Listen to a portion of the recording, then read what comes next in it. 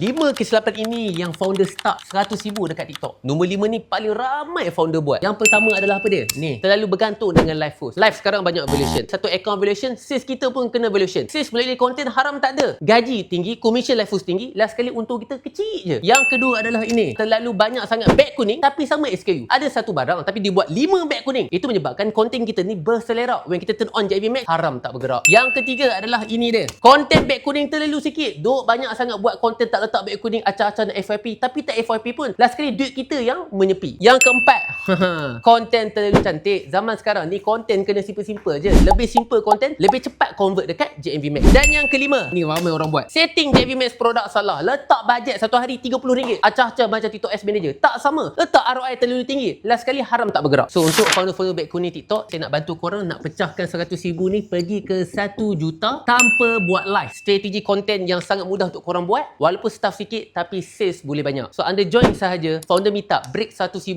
ke 1 juta tanpa live yang akan berlangsung dekat tarikh ini, dan benda ini adalah face to face 20 brand sahaja secara offline 4 jam straight. Tiada motivasi, terus strategi yang korang boleh implement untuk seller beg kuning TikTok sahaja. Tak boleh affiliate, tak boleh founder tak ada beg kuning, tak boleh masuk. Harga dia RM49 tapi saya nak bagi kat korang RM19 sahaja. So anda kena join sekarang, 20 orang tak awal sahaja. Baca kisah kat bawah untuk register.